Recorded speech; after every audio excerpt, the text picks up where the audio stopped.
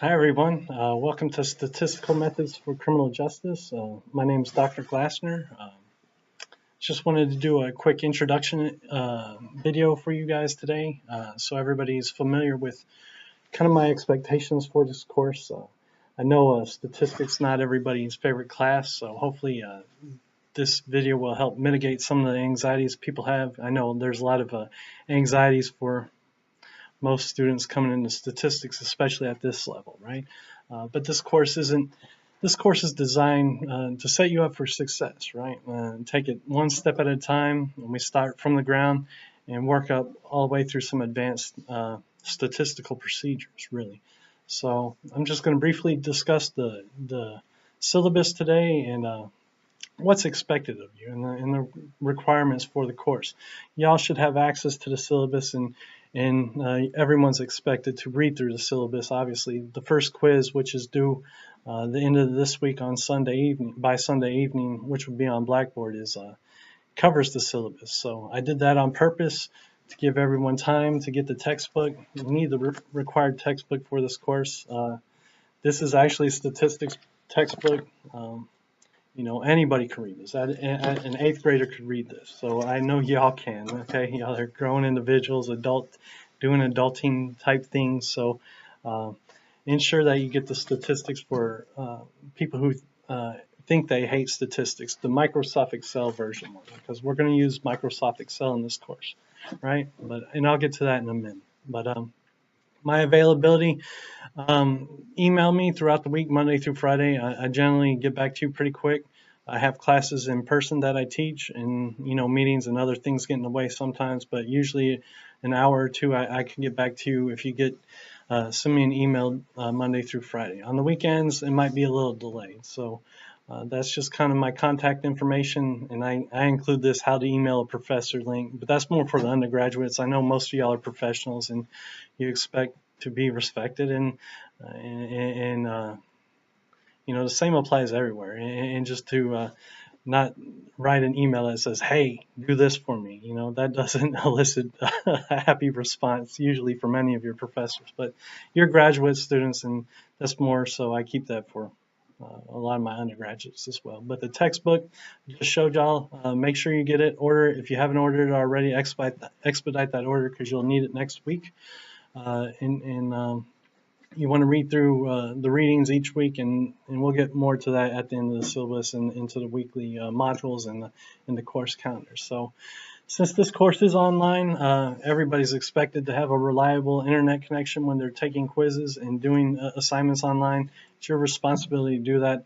Necessarily want to go back and reopen quizzes, especially if somebody's habitually missing quizzes and saying that they're having technological issues constantly. This is here for you. So read through it and understand that. Also, technological needs, which I will need for this class, is a copy of Microsoft Excel. Generally, most people are going to have that already, right? Accessible. We could have used a lot of different statistical packages. SPSS, I'm sure some of y'all might have heard of or might be a little familiar with that. Stata, SAS. These things are real pricey and really expensive. And really, we can get to where we need to be within this course using Microsoft Excel. If we go on, if y'all decide to go on and pursue your PhD or your doctorate, you'll definitely learn SPSS and Stata, right? But there's no real reason to go out and purchase $1,000 software that you'll use just for one class, right? And plus, Microsoft Excel, a lot of you, I know a number of y'all are working in agencies already. This is probably what you use in data collection to some degree as it exists on local, at the county level, even at the state level and federal level, right? Things are often, data is often collected in Microsoft Excel, and we're going to learn a lot of tools to help you utilize that and manipulate data within that program. So it shouldn't deviate too far. So don't worry, you don't have to go spend a lot of money and get some fancy statistical package, all right? Not for this class, at least. Others might do that. But since this isn't an online capacity, and I know I got folks all over the state, all over the country, it's not necessarily realistic for me to have y'all go out and do that. But if we were here, if it was in person, we'd have computer labs. Everybody use data or SPSS and that type of stuff. So make sure you have those things. All right. Course objectives, read through those, understand what the course objectives are. We're going to start really slow in this course. This week it's only a quiz over the syllabus. Next week is really simple math functions, addition, subtraction, division, and multiplication, just figuring out how to do it in Excel. Nothing too complex. But then we'll end at ordinary least squares or regression models, okay? So it picks up really quick after the second week in this class. So don't start laxing because these first 2 weeks are kind of, just to get you back into the groove, get you familiarized with the software and what's kind of expected, because we're going to be moving forward rather quickly after that. So ADA compliance, if you have special needs, get with the Tarleton, the department there, the academic center, and the student success center, and ensure that they forward me along the required documents, and I'll facilitate those needs. All right. This stuff, read through academic dishonesty, misconduct, don't cheat, do your own work. You're adults at this point, and you're getting degrees in criminal justice. Do the right thing. All right, do your own work and actually learn something. Invest some time into yourself and into doing the right thing, and that is what it is. And Tarleton core values, y'all can look that up and review those as well. So here's how the grading breaks down in this class. We have 18 quizzes, so there's a quiz over each chapter. One's over the syllabus, so we're going to cover 17 chapters in this textbook. All right, the chapters are really easy to read through and fairly short, so it's not too difficult, it's not too strenuous, and they get right to the point. And they're by the end of this class, you should be able to say you've read through a statistics book. All right, most people coming in here probably aren't going to be enthusiastic about that, but believe me, you can make it through this textbook. It's not that difficult whatsoever. There will also be weekly assignments, so I got an assignment to accompany the quizzes each week. All right. And this is kind of how the breakdown works. One final project nearing the end of the semester. I'll send that out with at least 3 weeks left, okay? 2 or 3 weeks left. I'll let y'all know. It won't be too extensive. It'll probably just be a review and a short paper integrating all these statistical procedures that we cover throughout the semester. So keep all the stuff you have and it's beneficial to keep these assignments on hand. Keep copies of them, and that way you have something to go back to and revert back to, especially when you're interpreting the results from any statistical procedure that's applied. All right. So this kind of goes through, talks about the quizzes, talks about the assignments and the final project as well. But here's what I wanted to get to, the weekly course counter. So this is week 1, and everything in this class is breaking out into weeks. The modules will open on Monday mornings at 8 a.m. and close on Sunday at 11:59 p.m. That gives y'all almost 7 full days to complete the assignments for the week. You can find 2-3 hours in a week to complete these assignments. Some weeks are going to require more because there will be 2 quizzes here. When there's 2 chapters, there's going to be 2 quizzes, and the assignment might be a little more extensive. All right, so understand that.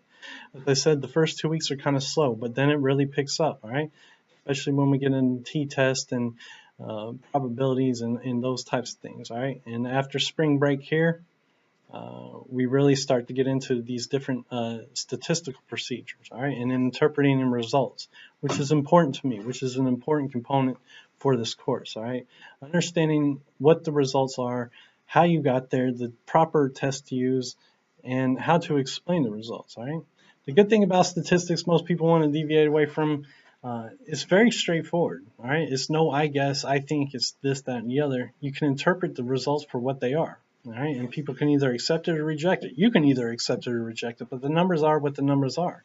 All right, and that doesn't necessarily change anything. So ensure you look that out. So at the end, I have it broken down into weekly modules here.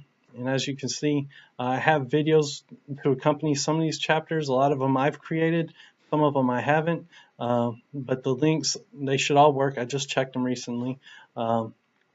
And it kind of breaks it down. So for module 3, it tells the learning objectives for the model, the assigned reading, the chapters 2 and 3, and this is the assignments. You'll read chapter 2, watch this video as well, take quiz 2, right? Read chapter 3, take quiz 3, watch the video as well. All right, and then you got to do the assignment. The assignments will be located, the data sets for the assignments are on Blackboard. You can locate them there and you can access them fairly easy, okay? And here it says this one will open Monday at 1:28 and close Sunday 2/3 at 11:59. All right.